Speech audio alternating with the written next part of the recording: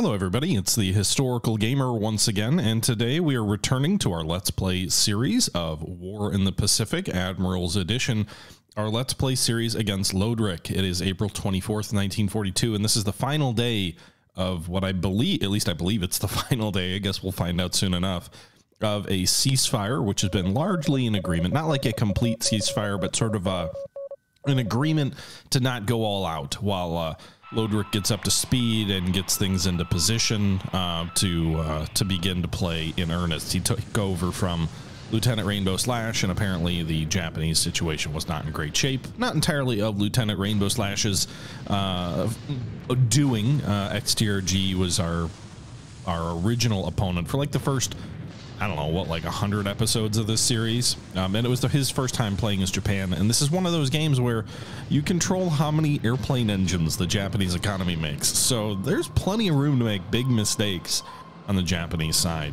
With that being said, we are playing against Lodric now. And we can see here we've got a depth charge attack against the I-2 off, I don't even know. It looks like we're northeast of Hawaii if we look at the bottom left-hand corner of this map. A lot of depth charges being dropped. Doesn't look like a lot of good hits, if any. A lot of near misses being thrown out here by the destroyer Red. I'm assuming we probably burned through almost all of our depth charge ammo, but you can see here our K guns are firing 2 depth charges of the Mark 6 variety. Looks like we did get a damaging hit there, or just one damaging hit here, and a lot of near misses and rattling around this sub. So yeah, Naris, hope the boys on that sub have some aspirin, because unless we get some hits here, these guys are just getting bounced around the ocean without a ton of damage seemingly being done. So it looks like, I'm guessing Reed probably fired off almost all of its depth charge ammo. I believe this was an ASW task force I set up. Claims 3 hits, but that was a lot of TNT dropped down to the ocean. A lot of dead fish there for what seems to be minimal effect. Hope that, yeah. So let's see here. Another submarine action. Torpedoes missed. Looks like we had the American sub southwest of Truk, the Porpoise, firing on a Japanese patrol boat, which seems foolish given the fact that that's an anti-submarine warfare vessel. The good news is you can see here actually in the report it's saying depth charge detonates above the submarine. That's one of those things. I think I talked about it in previous episodes, but the Japanese had faulty intelligence on American submarines. They thought they could only dive to, I think it was like 150 feet or something like that, and so their depth charge maxed out. It was either 150 or 200 feet or something like that, but their submarine, their depth charges maxed out at that depth.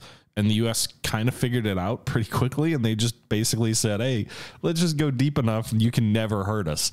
Until, was it a newspaper article that like was, you know, ended up publishing that fact, and the Japanese figured it out and then ended up adjusting their depth charges later in the war. But at least in the first few months of the war anyway, the Japanese, if you had deep water and you dove deep, you were safe as an American. Sorry to hear that, Flying Scotsman. I guess we'll have to see you on YouTube.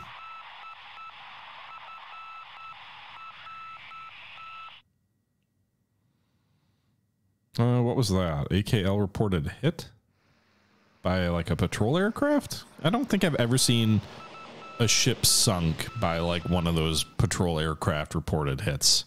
I only think I saw a sub sunk for the first time a couple of days ago when we lost a sub to a Japanese patrol aircraft.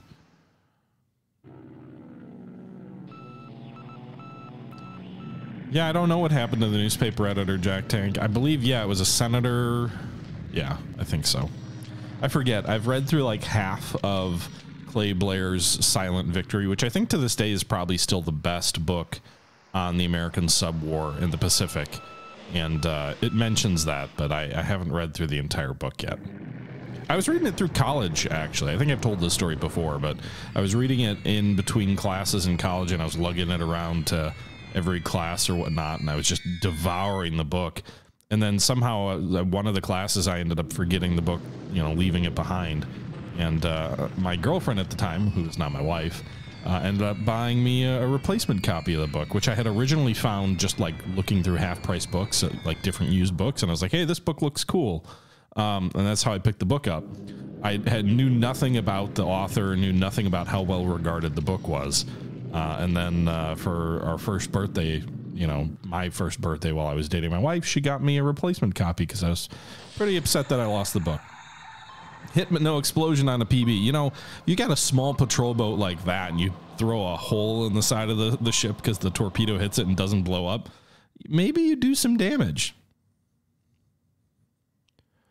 I've heard good things about his Korean War book too. I just don't know. Like, so many of the histories that were written before the 90s are bad in World War II because they lack a lot of the stuff that got declassified after the Cold War, like specifically around signals intelligence and code breaking, which really didn't come out until, was it the late 80s or early 90s when a lot of that stuff ended up becoming known.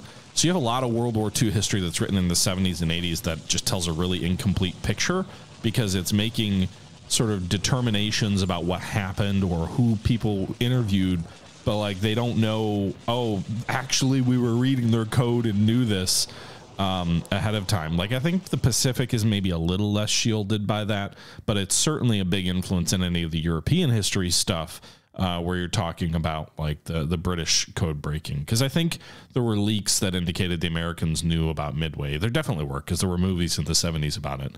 But I know in Europe specifically, like the Enigma machine and the ability to kind of read the German code, that was revealed much later. I want to say 80s or 90s. 84 on ours. Okay. So yeah, there's a lot of, oh wow, that was a very quiet turn. It's just mostly me musing about stuff, but not much happened there. So you can see here, incredibly quiet. One Japanese operational aircraft loss, one Allied aircraft loss. If we take a look at sorties, Japan flew just 1,600 versus, 2,200 versus 7,100 on the Allied side. The aircraft loss was a Betty, probably just material fatigue for the aircraft. We lost a Catalina as well. If we take a look at, so last we checked, there were over 200 ships in Singapore. There appear to be 260 ships, AKEs, which are sort of for ammunition replenishment, DMSs, which are for minesweeping. So maybe he's going to launch an amphibious assault. But we can see here he is moving some PBs and he's moving some additional minesweepers up this way. So he's probably looking to sweep the Strait of Malacca clear of friendly submarines to allow his carrier groups unfettered access into the Indian Ocean. We can see a couple of task forces set up at Singapore, but I don't think he's formed his carrier task forces yet. As a reminder, we did torpedo Hiryu not that long ago, so Japan's carrier battle group should be down one carrier. We didn't sink it almost certainly, but she is going to be out of the fight for a while. So it looks like he's ready for action, but he has not sortied the fleet yet. Okay. Yes, he paid a very steep price for Singapore, Ivan.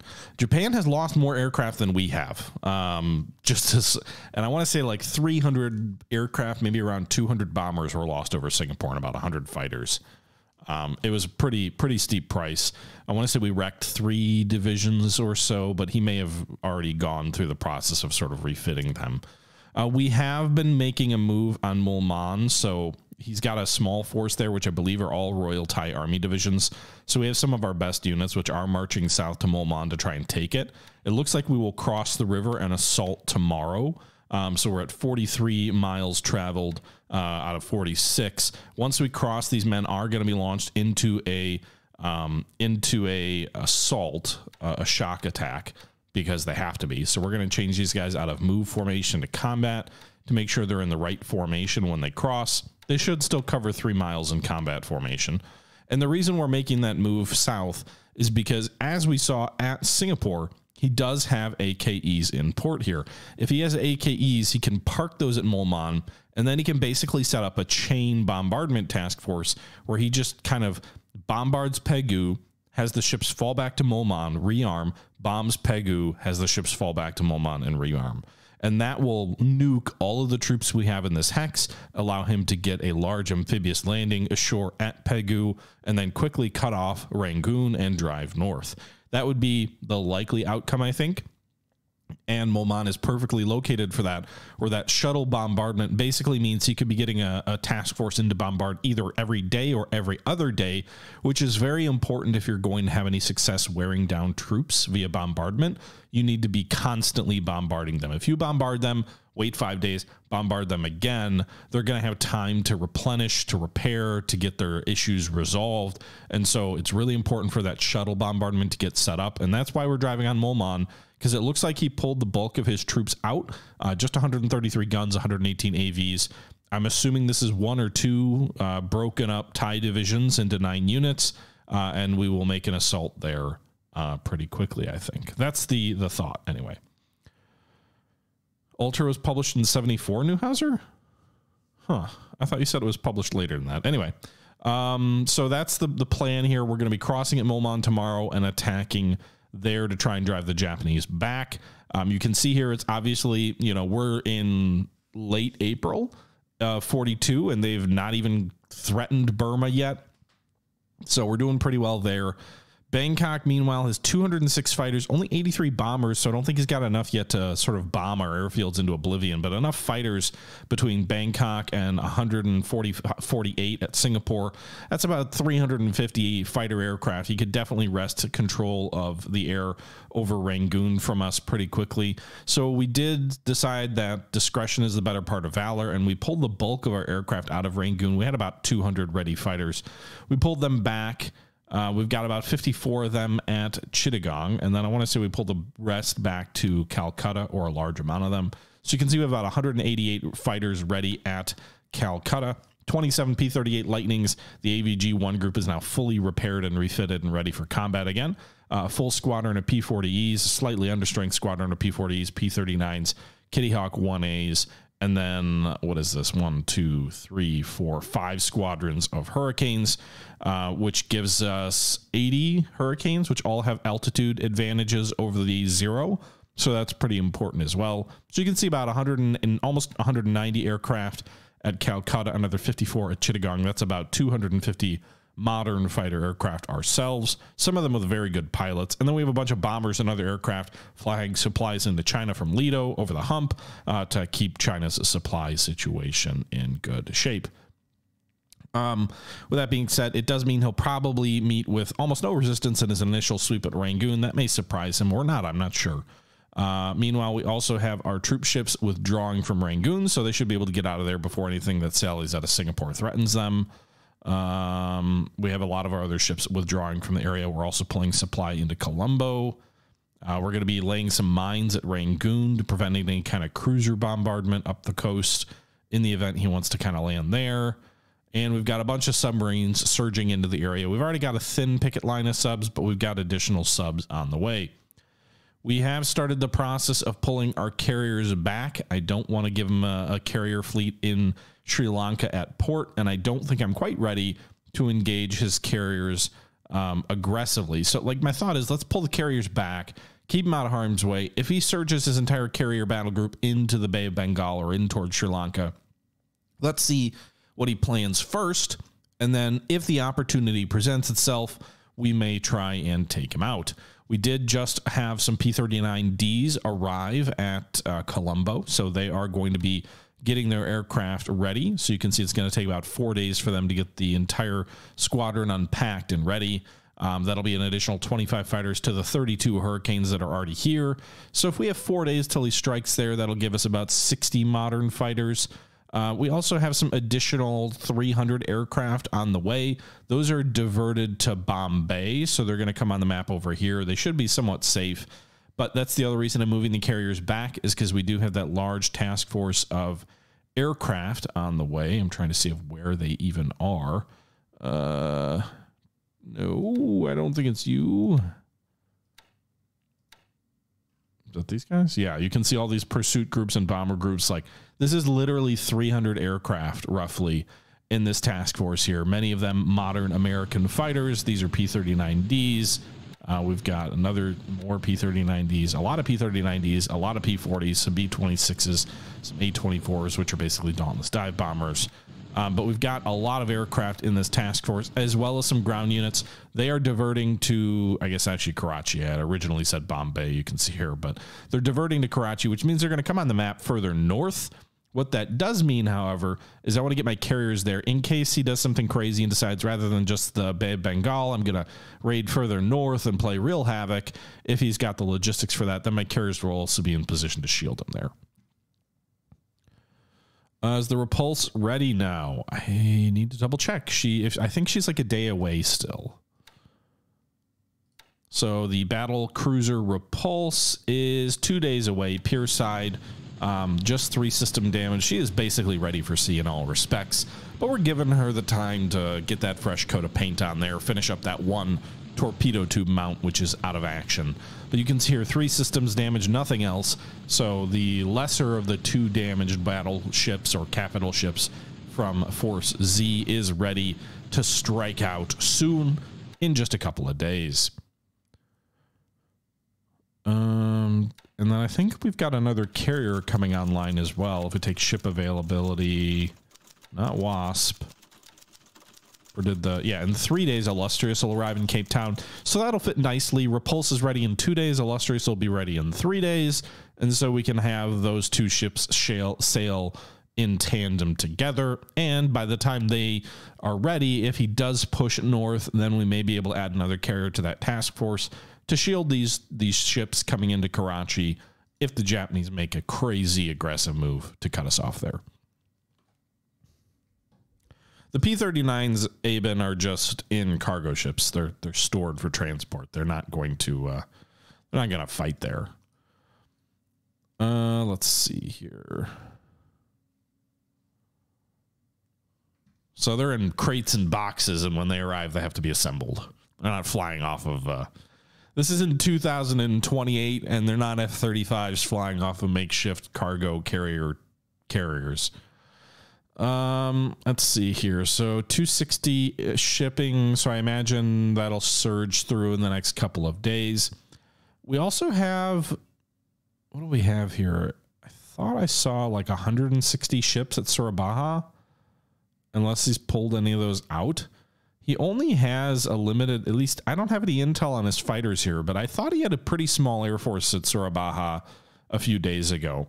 And the reason I bring that up is because now that the ceasefire is over, we have about 13 modern fighter aircraft, mostly Warhawks, at Batavia in the Dutch Air Force. We also have 7 DB-7Bs, which I believe are A-20 Havocs in the Dutch Air Force. We also have 6 B-25Cs. And so we could launch a modest size bombing raid. We could also use the Catalinas here that we have at Batavia as well. We could launch a modest bombing raid on Surabaja's shipping next turn. Again, now that the ceasefire is over, there's no reason we can't do that. I don't think he's got a lot of fighters there. So we might be able to get some ships at port and probably not sink anybody, but at least do a moderate amount of damage to some shipping and play some havoc and just kind of mess with some of his logistics. I don't see a whole lot of activity in the area, but you know, it's an important port. There's a lot of shipping there. Also, apparently a lot of AKLs and tankers at Palembang, 22 ships in harbor. We've got 2 TKs spotted and a bunch of AKLs. I don't know how far Batavia is from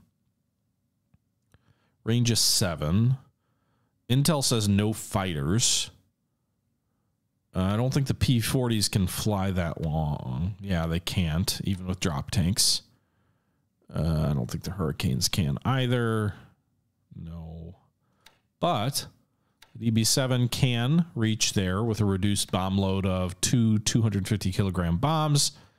And the B-25s can easily reach there with their full bomb load of 6 500-pounders. So we could send 16 bombers in to maybe launch a port strike on Palembang, where there's probably some juicy tankers sitting around and potentially no enemy fighters covering the base there. So that might be another alternative. Surabaya feels a little bit safer in that I'm pretty confident my intel showed no fighters there. But if Palembang has no fighters, then it would be really tempting. The only thing is, I think at Batavia, no, we can't get fighters into Surabaya either. So they're both out of range. So maybe it would make more sense. I was thinking maybe the P-40s could be involved in the raid with like light bombs, but they can't even reach the target in Java. So maybe we would be better off to hit Palembang with those aircraft. It would be just awesome to put some bombs into tankers. Meanwhile, Clark Field supply situation, not great. Continually attriting our supply situation. We still have about 1,500 assault value there, but supply situation not getting any better. But I think we'll probably survive in the Philippines till at least May, so that's nice. The B-25s can barely hit the ocean. They've done some damage, haven't they? Previously? What are the pilot's skills? Low naval attack. We got 3 guys. 4, 5. 1, 2, 3, 4, 5, 6 groups with better than 42 on low level naval attack. But yeah, their skills are pretty shit. 6% bombing accuracy. Well, maybe we'll get 1 bomb hit. Let's see. We've got 6% accuracy. We've got 6 500-pound bombs each. If all 6 aircraft fly, that's 36 bombs. So at a 6% chance of a hit, that should definitely give us at least 1, because 1 out of 20 would be 5%. So 1 out of 20, maybe we get lucky and we get 2 out of 36 bomb hits. It's just shy of 40. You know? B-25s in the game cannot use torps, so there's no torpedo loadout for B-25s. Still, a 500-pound bomb into the side of a tanker would be nice, especially if it's loaded with fuel. Also, we can send our Catalinas, although they apparently have a 0% bombing accuracy, and they have no torpedoes at this base. Cats can carry torpedoes, but apparently not the ones that we have here. I thought the DOK or whatever could too, but the DB7s have a 31% bombing accuracy. And they can fly at extended. So we've got 2 bombs in each one of those, 14 bombs.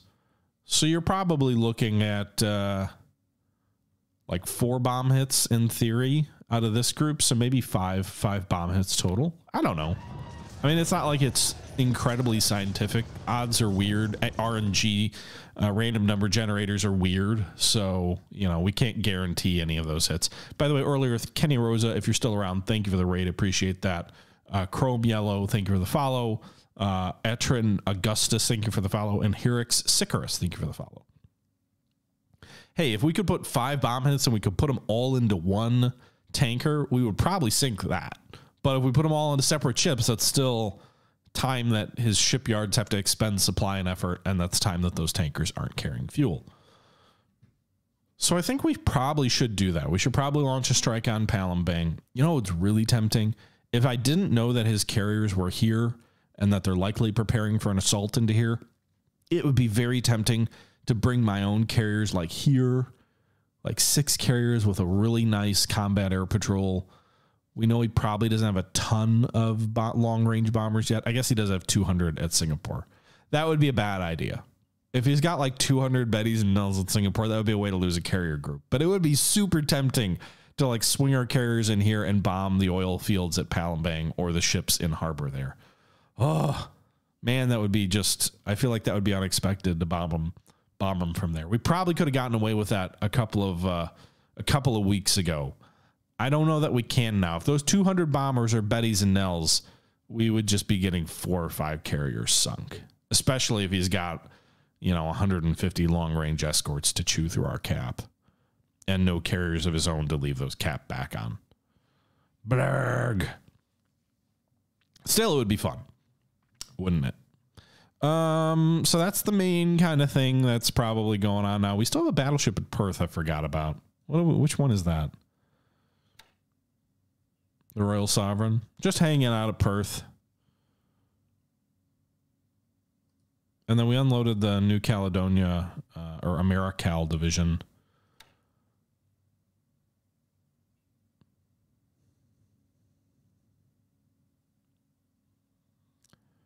Well, we did. Where'd she go?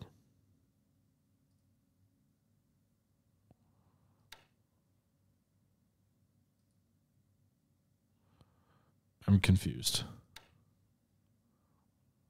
Where the hell did I put them? Oh yeah, threw them on rail cars. They're on their way to Sydney. Originally, I had planned to leave them in the west, but they're actually planning for Nomaya. So we're moving them to Sydney for now via rail, and they're planning for a landing at Nomaya. So over here. Man, there's so much that goes on in this game. It's hard to keep track of everything. Meanwhile, we've got, I think, a decent enough force at Darwin to prevent any kind of easy landing there. Whole bunch of small task forces, machine guns, and things like that. But we've got level 4 forts working on level 5. Cannon Bait, thanks for the follow. Also, in terms of strengthening our position in China, we have brought the 22nd New Chinese Division into Pegu, although I kind of am tempted to move them to Rangoon. I assume having a lot more supply would result in them getting ready for combat and drawing reinforcements much more quickly. So Rangoon is where the sort of huge pool of supplies are. That being said, they are currently resting in Pegu. Their disruption is all gone, and they're just hanging out there, strengthening our defensive position in Burma pretty considerably. Additionally, we have more troops that are on the way. We've got the 88th Chinese Division that are on rail cars as well, moving to Pegu, another 69 infantry squads. We've got the 2nd Reserve Division also on the way to Pegu. And that's because all these guys are assigned to the 5th Chinese Corps, which consists of, oh, what is that, like just shy of 400 assault value. But if you actually allow them to sit in a place where there's a lot of supply and they can draw reinforcements, the 5th Chinese Corps has massive potential to be like even much larger than that, at least double that. I think over 1,000 assault values, the fully equipped strength, if you can get them to a place where they have enough supply to draw that. So that's also something that we're in the process of working to reinforce our position in China. That's something that Vinegar Joe Stillwell did a great job of getting the best Chinese troops sent to Burma and then killed there. And that's one reason that the Chinese lost the Civil War, at least one reason. Or the nationalists lost the Civil War, that is. Meanwhile, Chittagong is up to level 5 forts, working on level 6. We need to keep enough troops there so that the supplies stay over 20K, I believe. Right now, there's 56,000 supplied Chittagong. We also have advanced some of our troops across the river here, where they've now set up combat positions and are chilling. Some of the troops are about to pull back, but we are defending to the east of the river here in defensive terrain in the event the Japanese move against us. We can also see...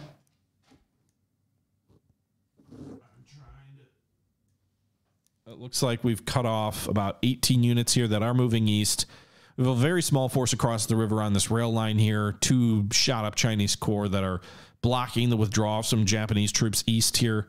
But there's a huge Japanese force, at least in terms of number of units, at Taiyuan. And I'm not sure where he's going to reposition an armored blitzkrieg thrust that he had up north here. He had been moving towards Cyan. Then when Lodrik took over from Lieutenant Rainbow Slash, he pulled those troops back.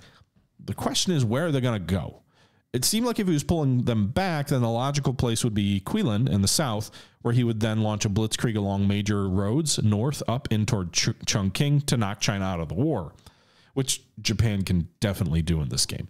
However, it looks like a large number of units are still concentrated here in the north, including 18 units that presumably are part of that force that had been threatening Cyan. So maybe he's still making a move towards Cyan. He just wanted to regroup where he had supply. Additionally, maybe he's going to swing north and launch a wide flanking maneuver up toward Langkao. That's a little less scary to me because that's a long way removed from Chongqing and would take a long time to develop.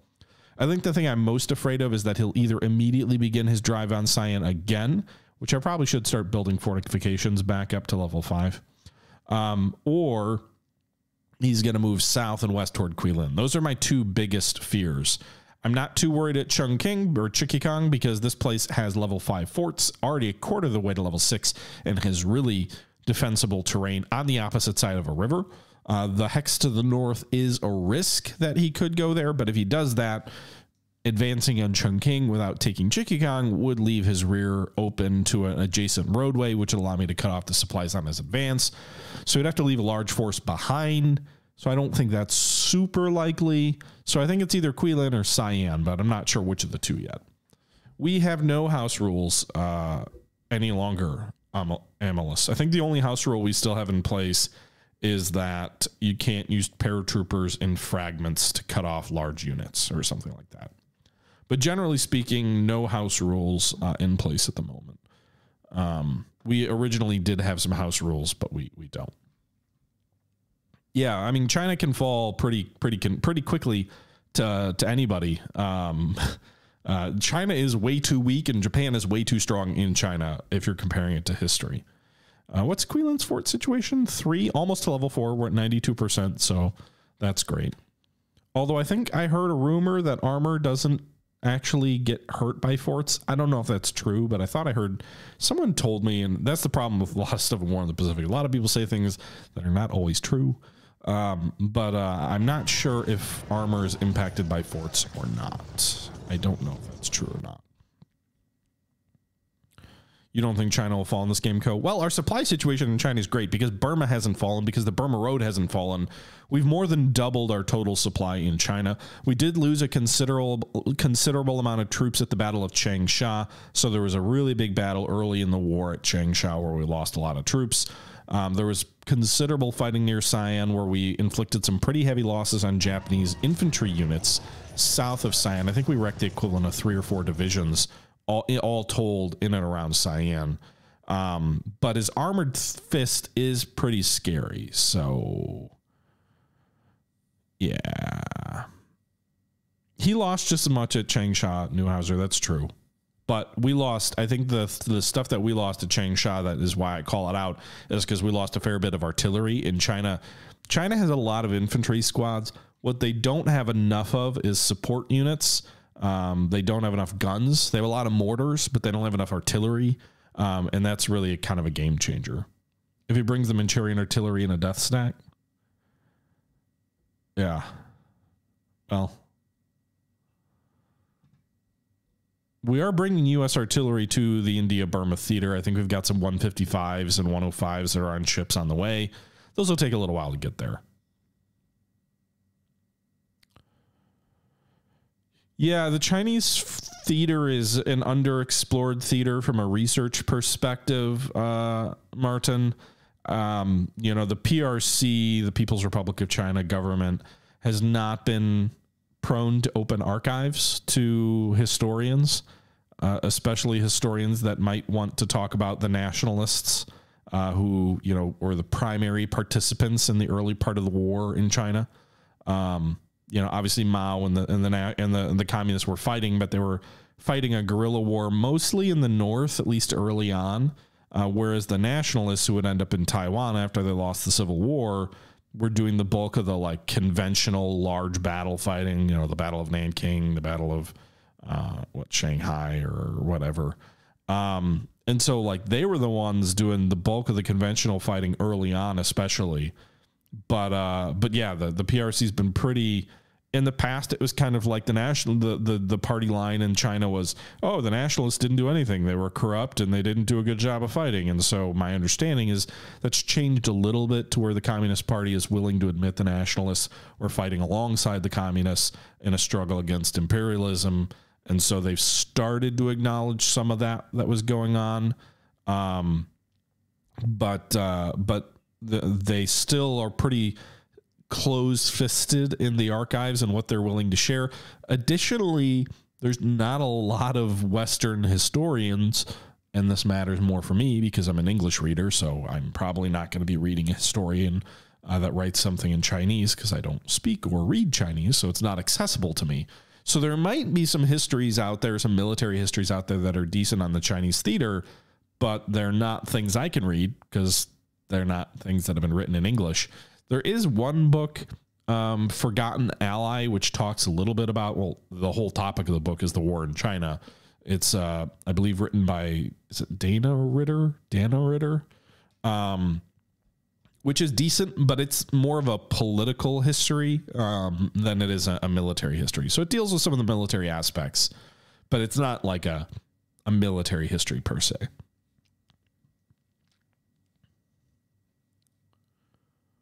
But yeah.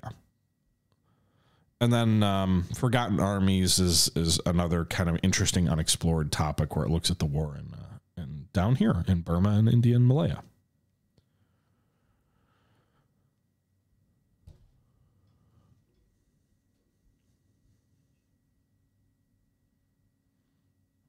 All right. Well, good to hear that, Frank. Yeah, IMC. That's what Dana Ritter's in Forgotten Ally. It does talk about how the PRC has begun to sort of reframe how they position the conflict against Japan in an effort to, I don't know if it's in an effort to appease Taiwan or if it's in an effort to do other things. I'm not sure. All right. So with that being said, what else do we have in store for us? How's Pago's fort? 3, almost to 4. Suva is at 4, about a third of the way to 5. Nadi is at 3, working toward 4. We were loading some troops on ships to do things, exciting things, great things, fantastic things. Now that we know that the Japanese carrier group is in Singapore, we have decided it is an opportune moment to begin a offensive, potentially, against the Japanese. Now, in terms of what we're looking at doing, we are looking at landing troops at, we're not going to hit Espírito Santos yet. The initial focus, in my opinion, needs to be Savi to clear this potential float plane base off our SLOC, strategic line of communications. And then I would also like to potentially take Midway from the Japanese to take that base back. It'll be a great forward operating base for subs that'll save them like 3 days sailing time, maybe 4, if out of being based out of Pearl, and just get them that much closer to Japan. So I would like to take Midway. Additionally, if the opportunity presents itself, I would like to get to Canton. So Canton, Save, and Midway are my objectives in the short term. Perhaps a little bit more medium term, depending on where his carriers go. Espírito Santos or some of the islands in and around here would be nice to strike. As long as I know the carriers are elsewhere, it's tempting to do. I don't think I have the forces to commit to a long war of attrition yet in the region from like an air campaign and a shipping campaign. And I'm worried if we land right now in the Espírito Santos area, that's going to trigger a Guadalcanal-like campaign where we haven't won Midway yet, and the Japanese, once they're finished in the Indian Ocean, will come down and just crush whatever force we land. So that's something to think about. But I really think that that I would like to look at Midway, Savi, and Canton, probably Savi, Midway, and Canton in that order as the initial counter thrust. Mainly to just clear up our shipping lanes a little bit in the Central and Eastern Pacific and make it a little bit easier and more convenient to route convoys. At the end of the day, taking the Espírito Santos group would be great in helping to isolate New Caledonia, but I think, at least for the near term, New Caledonia is still going to remain enough of a threat that we won't really feel super comfortable routing our shipping any further north for a conceivable time. But in the next month, we could save considerable time by taking those bases I originally mentioned. Jock and Will USA and Mr. Bean, thank you for the follows. Okay. Anyway, so I don't know that I have a lot else to show, guys. I mean, I know we've been going about 50 minutes now. We showed you the carriers moving north. We showed you the situation in Burma. What's the supply situation at Chungking? Level 6. Or level 6 forts. Our supply dropped below 20,000, so we're not building the fort to level 7. That's frustrating. We should be building this fort, like, always. Always get the fort levels up. I know they consume... well, actually, I should wait on that. I don't know how expensive going from 6 to 7 is from a supply perspective, so maybe that's unwise. But I feel like we should be, if we can, building the forts up, especially in Chungking, for a heroic last stand. We're going from 5 to 6 at Chikigang right now, which is where a big chunk of our supply is. I don't know how 50,000 supply got moved forward to Chikigang. I guess it's just based on the units we have there.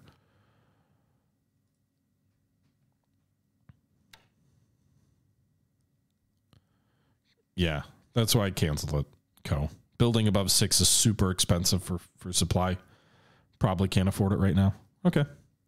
I do want to try and get Cyan to level 5, although the problem with Cyan is it's easily flanked to the north. Carriers are in the Indian Ocean, Grim. So I want to say they're here. Yep. Moving northeast, because we know that the Japanese have a large fleet in Singapore that I believe is probably going to be raiding the Indian Ocean soon. Also, let's take a look at SIGINT here. Anything interesting? 58th Infantry Brigade is planning for an attack on Cyan. So that would, assuming that that hasn't just been set to that forever, that would lend credence to the fact that he may still be making a northern thrust. It's also possible they've just been set to that and he hasn't changed them.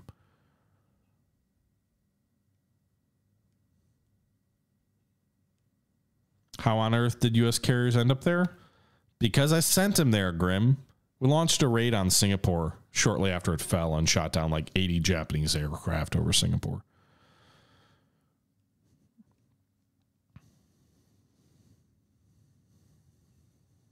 Okay.